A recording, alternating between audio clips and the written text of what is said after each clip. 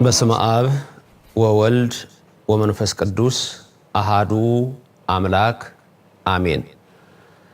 በመላው ዓለም የምትገኙ ኢየሱስ ክርስቶስ በቀራንዮ አደባባይ ደሙን አፍሶ ስጋውን ቆርሶ የተቤዣችሁ ያዳናችሁ የልዑል እግዚአብሔር ቤተሰቦቹ የድንግል ማርያም ወዳጆች የእግዚአብሔር አይኖች ካህናት የተከበራችሁ ዲያቆናት ከዋክብት ምእመናን አባቶች እናቶች ወንድሞች እህቶች እግዚአብሔር አምላክ የሚወዳችሁ ወደኔ ኑ ያላችሁ ሕፃናት ሌሎችም ይህን ድምጽ የምትሰሙ ሁሉ የአብ ጸጋ የወልድ ቸርነት የመንፈስ ቅዱስ ኅብረት አንድነት የቅድስተ ቅዱሳን የድንግል ማርያም ምልጃ በኔም በእናንተም ላይ አድሮ ይኑር። የነቢያትን ጉባኤ የባረከላቸው የሐዋርያቱን ጉባኤ የቀደሰላቸው የሊቃውንቱን ጉባኤ ሚስጥር የገለጸላቸው ኃያሉ አምላክ ሰማይና ምድርን የፈጠረ የሚታይና የማይታየውን ሁሉ የፈጠረ እሱ ሁሉን የሚችል እግዚአብሔር ከዘላለም እስከ ዘላለም ለስም አጠራሩ ክብር ምስጋና ይግባው። ይህችን ሰዓት የሰጠን የጊዜ ባለቤት እሱ ኃያሉ አምላክ እግዚአብሔር አሁንም እድሜ ከጤና ጋር ያድለን። ሀገራችንን በዓይነ ምሕረት ይመልከትልን። የነደደውን እሳት ያጥፋልን። ስሙ ምስጉን ይሁን። ረድኤተ እግዚአብሔርን አጋዥ በማድረግ በያላችሁበት ሁሉ የእግዚአብሔር ሰላም ይድረሳችሁና ዛሬ በሰማይ መቅደስ አምሳል የተሰራችው መቅደስ በምድር ላይ የቷ ናት? በዚህ የእግዚአብሔርን ቃል እንማራለን። በሰማዩ መቅደስ አምሳል የተሰራች መቅደስ የቷ ናት? በመጀመሪያ በዚህ ምድር ላይ መቅደስ ስሩልኝ ብሎ እግዚአብሔር በቃል የተናገረው ለሙሴ እና ለአሮን በጊዜውም ለነበረው ሕዝብ ነው። እግዚአብሔር አዳምና ሔዋንን በገነት ፈጥሯቸው አዳምና ሔዋን እግዚአብሔርን የሚያመሰግኑበት መካነ ጸሎት ነበራቸው። ያ መቅደስ ነው። ምድር ላይም ከወደቁ በኋላ መካነ ቀኖና ነበራቸው። ያ ቅዱስ ስፍራ ነው። በሙሴ ደግሞ እግዚአብሔር ስላዘዘ በመካከላችሁ አድር ዘንድ መቅደስ ስሩልኝ ብሎ እሱ ባዘዘው መሰረት ሙሴ ለእግዚአብሔር መቅደስ ሰርቶለታል። መቅደሱን ሲሰራ ግን እግዚአብሔር አምላክ ሙሴን ያዘዘው ትእዛዝ አለ። የምትሰራው መቅደስ እኔ እንደማሳይህ በሰማይ እንዳለው መቅደስ ነው ይለዋል። ይህንን ቃል ይሁት ኦሪት ዘጸአት ምዕራፍ 25 ቁጥር 8 ላይ ያለው ነው። ላንብብላችሁ፣ እናንተም አብራችሁ አንብቡ። ኦሪት ዘጸአት ምዕራፍ 25 ቁጥር 8 እና ቁጥር 9 በመካከላቸውም አድር ዘንድ መቅደስ ይስሩልኝ። በመካከላቸውም አድር ዘንድ ምን ይስሩልኝ? መቅደስ ይስሩልኝ። እኔ እንደማሳይህ ሁሉ እንደ ማደሪያው ምሳሌ እንደ ዕቃውም ሁሉ ምሳሌ እንዲሁ ስሩት። እንግዲህ ይህ የሰማችሁት ያያችሁት የእግዚአብሔር ትእዛዝ ነው። በመጀመሪያ ኦርቶዶክሳውያን መቅደስ አለን። ስሙንም መቅደስ ብለን ነው የምንጠራው። ልክ እንደዚሁ እንደ መጽሐፍ ቅዱሱ ቃል ከሌሎች እምነቶች ጋር ልዩነታችንን ከዚሁ ተመልከቱ። ከስሙ ጀምሮ ለምሳሌ ወንድሞቻችን እህቶቻችን ፕሮቴስታንት መቅደስ ሊሂድ ብለው በፍጹም ካፋቸው አይወጣም። እንደውም በሚገርም ሁኔታ የእንግሊዘኛውን ቃል በመጠቀም ቸርች ሊሂድ ነው የሚሉት። እኛ ግን መቅደስ እንላለን፣ ቤተ ክርስቲያን እንላለን። ቤተክርስቲያን ደግሞ በመካከላችሁ አድር ዘንድ ስለሆነ ያለው እግዚአብሔር እኛ ጋር ሲያድር በመቅደስ ውስጥ ነው የሚያድረው። በመቅደስ ውስጥ ደግሞ የእግዚአብሔር ታቦት አለ፣ በታቦቱ ላይ ነው የሚያድረው። በመካከላችሁ አድር ዘንድ መቅደስ ስሩልኝ ያለው እግዚአብሔር ነው። ሰው ፈልጎ፣ ሙሴ ፈልጎ፣ አሮን ፈልጎ እኔ ልስራ ብለው አይደለም። እግዚአብሔር ራሱ ትእዛዝ ሰጥቶ በመካከላችሁ አድር ዘንድ መቅደስ ስሩልኝ። መዝሙር 131 ላይ ስትመለከቱ መንፈስ ቅዱስ በእኔም በእናንተ ላይ ይደር፣ የልበ አምላክ ዳዊት በረከቱ ይደርባችሁ፣ ከክፉ ሁሉ ይሰውራችሁና በመዝሙር 131 ላይ ልበ አምላክ ዳዊት ለእግዚአብሔር መቅደስ ለመስራት እንዴት እንደተመኘ ታያላችሁ።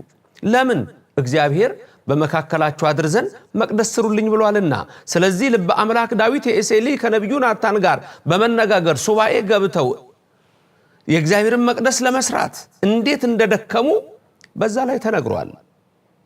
ምክንያቱም እግዚአብሔር በመካከላቸው እንዲኖርላቸው በረድኤት አለኮ ከዳዊት ጋር ነው። ከልጅነቱ ጀምሮ እኮ እግዚአብሔር ከሱ ጋር ነው። ድልና ኃይልን ሰጥቶታል። 7 ሀብታትን አጎናጽፎታል። አንበሳውንና ነብሩን በእርግጫ ይመታ ነበረ። ጎልያድን በጠጠር ነው የጣለው። ያ እግዚአብሔር ከሱ ጋር ነው።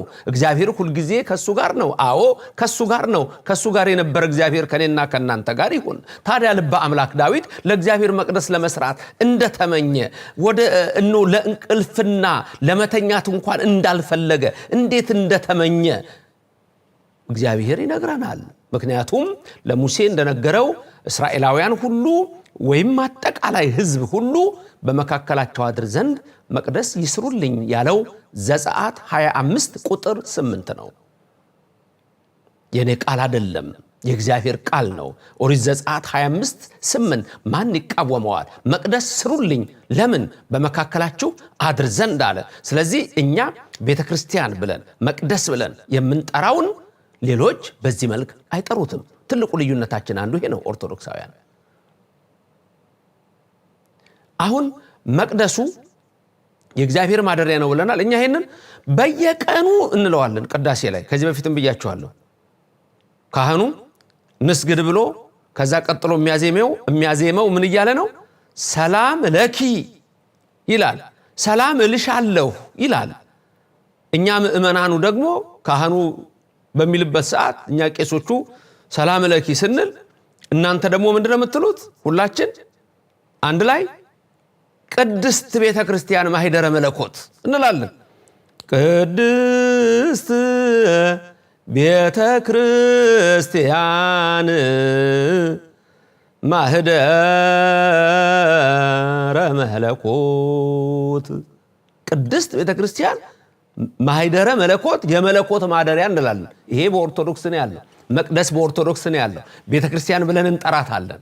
እርግጥ ቤተ ክርስቲያን የሚለውን ቃል ፕሮቴስታንትም ይጠቀማሉ። ቸርች የሚለውንም በእንግሊዝኛ ቢጠቀሙም ቤተ ክርስቲያን የሚል የሚጠቀሙ አጋጥመውኛል፣ አይቻለሁኝ፣ ይጠቀማሉ። መቅደስ ግን ተጠቅመው አያውቁም። ወደ መቅደስ ልሂድ ብለው ተጠቅመው አያውቁም። ምክንያቱም በመቅደስ ውስጥ ያለው ነገር እነሱ ጋር የለም። ስለዚህ መቅደስ የሚለው ወደ መቅደስ ልሂድ ብሎ አይልም። የኢትዮጵያ ኦርቶዶክስ ተዋሕዶ ቤተክርስቲያን ግን መቅደሱ ቅድስተ ቅዱሳኑ እያለ ራሱ የቤተክርስቲያኑን 3ቱን ክፍሎች አሰራሩን ሳይቀር እያንዳንዱ ነገር ውስጥ አለ። ሌላው እግዚአብሔር እንግዲህ በመካከላችሁ አድር ዘንድ መቅደስ ስሩልኝ ብሎ ሲናገር በተለያየ ስፍራ እኔ አምላክ ሆናችኋለሁ፣ እናንተ ደግሞ ሕዝብ ትሆኑኛላችሁ፣ ስለዚህ በመካከላችሁ እኖራለሁ፣ እስራኤልን አልጥልም አላጠፋም እያለ በአንደኛ ነገሥት 6:13 ላይ የእግዚአብሔር ቃል ትመለከታላችሁ። በመካከላችሁ ሆናለሁ፣ ትጸልያላችሁ፣ አልጥላችሁም፣ እደግፋችኋለሁ። መቅደስ ስሩልኝ። ይሄ መቅደስ የሚሰራው እግዚአብሔር እንዳዘዘው ነው። አሰራሩን ሁሉ ትእዛዝ ሲሰጥ በውስጡ ያለውን ነገሮች ትእዛዙን የሰጠው ማን ነው? እግዚአብሔር ነው። እዛው ዘጸአት 25 ቁጥር 9 ላይ ይሄንን እግዚአብሔር ለሙሴ ተራራው ላይ ነው የሚነግረው። በተራራው ላይ ነው እያነጋገረ ያለው። ተራራው ላይ ሆኖ አሳየው፣ ሰማይን ከፍቶ የሰማይን መቅደስ አሳየው፣ የሰማይን ስርዓት አሳየው። መቅደስ በሰማይ እንዳለ አንዳንድ ሰው ድንገት እንዴ በሰማይ መቅደስ አለ እንዴ ሊል ይችላል። መጽሐፍ ቅዱስ የነገረንን ብቻ መቀበል ነው። ኢሳይያስ ምዕራፍ 6 መመልከት ነው።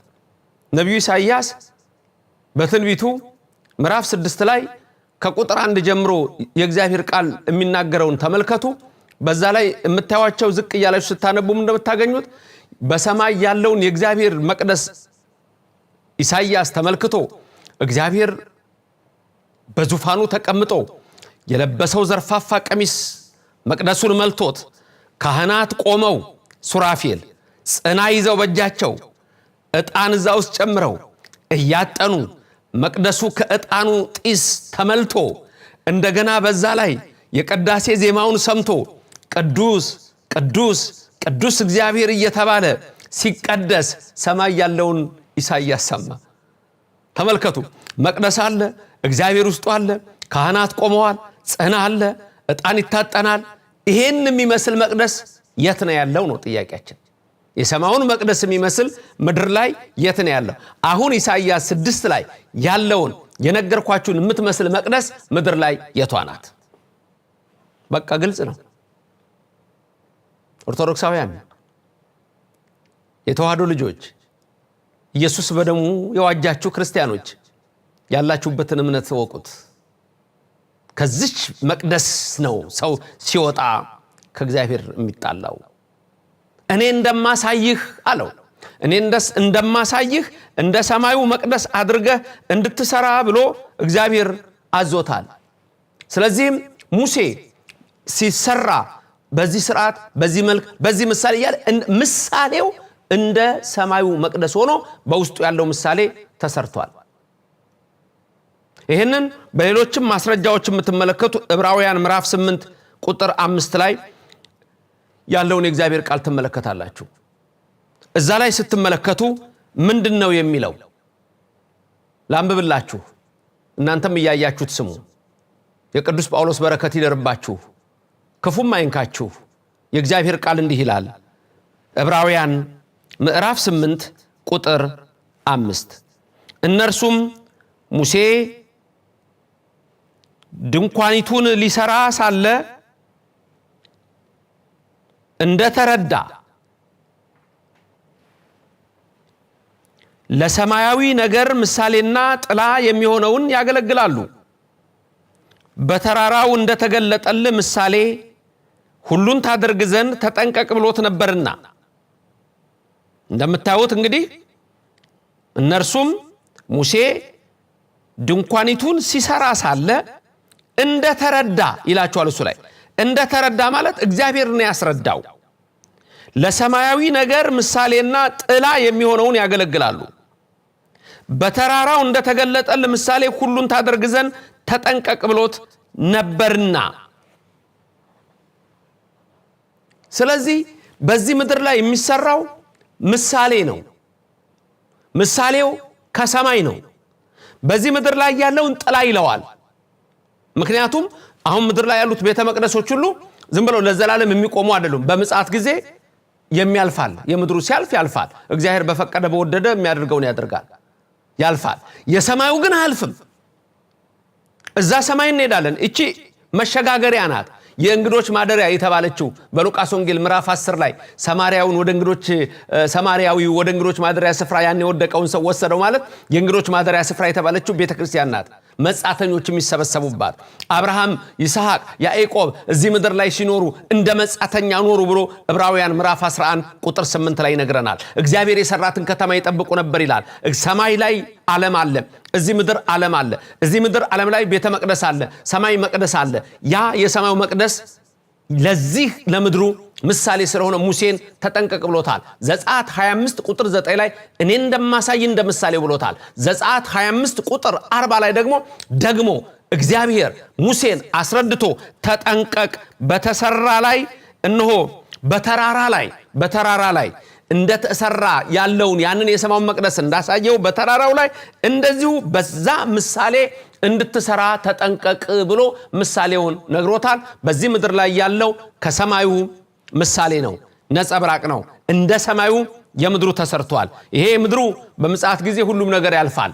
በሰማይ ግን ያለው ለዘላለም ጸንቶ ስለሚኖር ይሄ በምድሩ ያለው ወደ ሰማይ መንግስት ወደ ሰማይ መቅደስ ይዞን የሚገባ የእግዚአብሔር ማደሪያ ነው። በመካከላችሁ አድር ዘንድ መቅደስ ስሩልኝ። ዘጸአት 25 ቁጥር 8 ሙሴ መቅደሱን በምትሰሩበት ጊዜ እንደ ሰማዩ መቅደስ ምሳሌ አድርጋችሁ ስሩ። ያቺ መቅደስ የት ነች? የሰማዩ መቅደስ ታቦት አለው። ራእይ 11 ቁጥር 19 የሰማይ መቅደስ ተከፈተ፣ የእግዚአብሔር ታቦት በመቅደሱ ታየ። ዛሬ መጋረጃ ሲከፈት ታቦት ያለው የት ነው?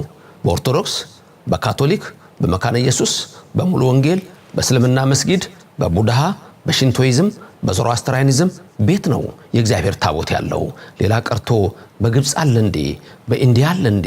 የእግዚአብሔር ታቦት የት ነው ያለው? በሰማዩ ምሳሌ ተሰራች በምድር ላይ ያለች ቤተክርስቲያን ኦርቶዶክስ ተዋህዶ ቅድስት ቤተክርስቲያን ናት። የተዋህዶ ልጆች በኢትዮጵያ፣ በኤርትራ፣ በመላው ዓለም የምትገኙ ሁላችሁ አንድ ነገር ወቁ። ያቺ የምትሰግዱባት መቅደስ፣ ያቺ የምንድባት የእግዚአብሔር ቤተክርስቲያን አንድ ነገር በደንብ አድርጋችሁ የምትረዱት እግዚአብሔር የሚያድርበት በሰማይ አምሳል የተሰራችው መቅደስ ናት። በብሉይ መቅደስ በሐዲስም መቅደስ ነው። ቤተክርስቲያን ብለን እንጠራዋለን። ይሄ ነው። እንቀጥላለን። ቀጥሎ ምንድነው የምናየው? ይሄ መቅደስ አንድ እግዚአብሔር ያድርበታል። ሌላስ ምንድነው? ወደ መቅደሱ ስንሄድ የምናገኘው እንቀጥላለን። ለዛሬ የሰማነውን በልቡናችን ያሳድር። እናንተም ራሳችሁ የእግዚአብሔር መቅደስ ናችሁና በመካከላችሁ ይደርላችሁ። ከሚያስጨንቅ ከሚያሳዝን ነገር ይሰውራችሁ። የምትመኙትን አትጡ። ስትገቡም ስትወጡም የእግዚአብሔር ክንዱ ጋሻ ይሆናችሁ፣ ቀኙ ጥላ ከለላ ይሆናችሁ። የድንግል ማርያም ምልጃ አይለያችሁ። ፍቅሯን በልቡናችን፣ ጣዕሟን ባንደበታችን፣ ጸጋዋን በሰውነታችን ያሳድርልን። እሷም አማናዊት መቅደስ ነችና በሷ አድሯልና በሷ አድሮ እኛን ከዘላለም ኃጢአት ድል አድርጎ ሞትን አሸንፎ ዲያብሎስን አስሮ ሕይወትን የሰጠን ሲኦልን ዘግቶ ገነትን የከፈተልን አሁንም በመንግስቱ ያስበን።